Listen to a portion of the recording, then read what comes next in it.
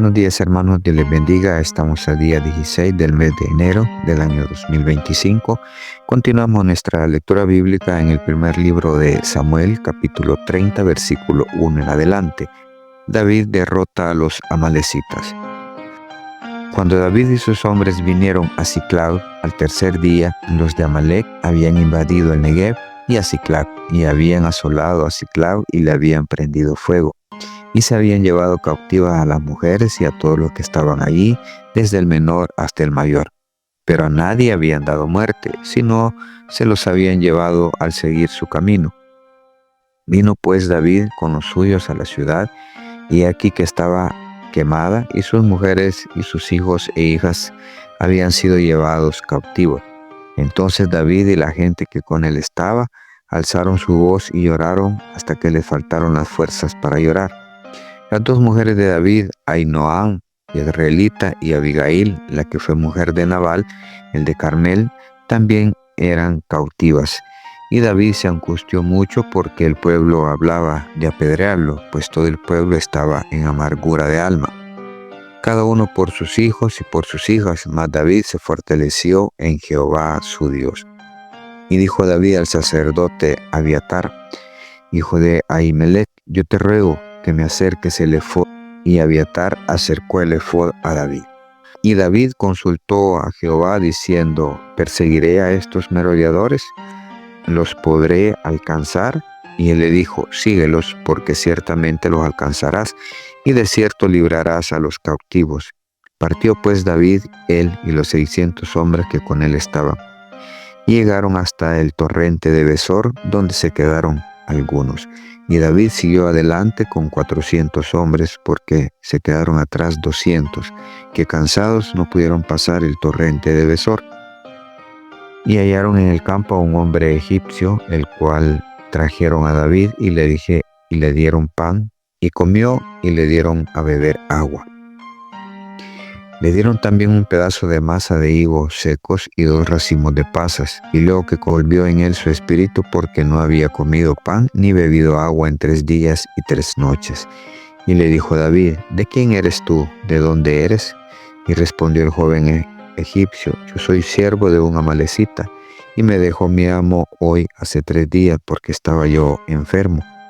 Pues hicimos una incursión a la parte del Negev, que es de los cereteos y de Judá, y el Negev de Caleb, y pusimos fuego a Siclag.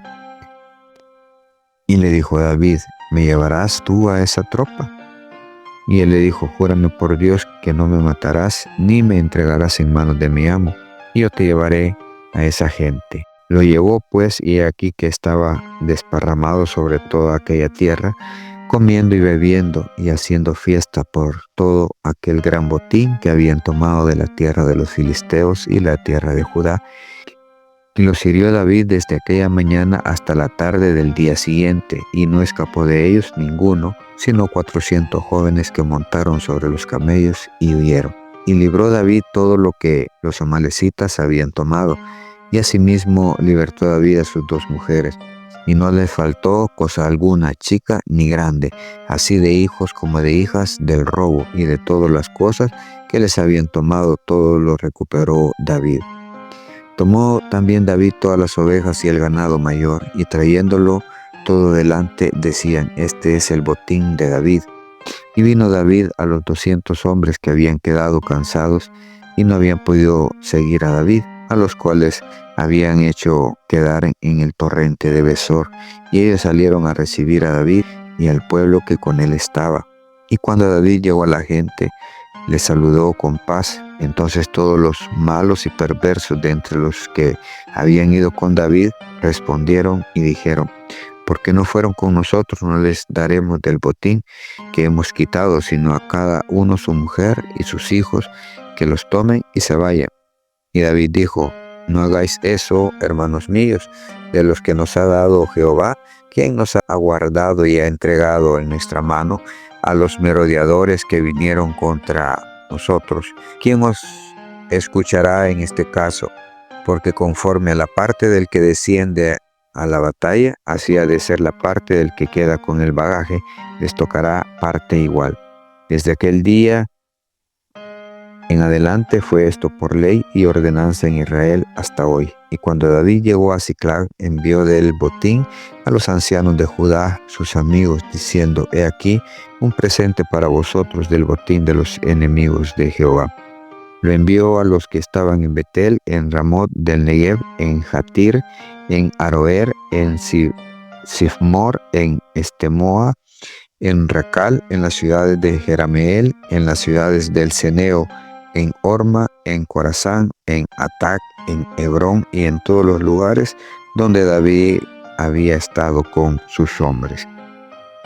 Hermanos, vemos acá cómo David comienza ya, pues quizás podríamos decir un poco más en serio, a pelear contra los enemigos, principalmente por aquellos que habían llegado a destruir la ciudad donde él estaba, la ciudad que le había sido entregada a él, y se habían llevado todo, mujeres, ganado, niños, ancianos, y los persigue, los alcanza, les da muerte y recupera todo. Hay un grupo el cual dice que a los que se quedaron, porque hubo 200 que no pudieron cruzar un torrente, un río, porque estaban cansados y no podían más. Quedaron allí esperando al regreso de David, y cuando llegaron, pues dijeron los otros que no les iban a dar nada de lo que habían recuperado, más que sus mujeres y sus hijos. Pero nada del botín les iban a entregar a ellos. Pero David hace algo y les dice que no, porque conforme a como el que fue a la guerra, como el que se quedó cuidando, también tiene derecho. David comienza a aplicar justicia en lo que él está haciendo, a tratarlos a todos por igual, nadie es menos, nadie es más.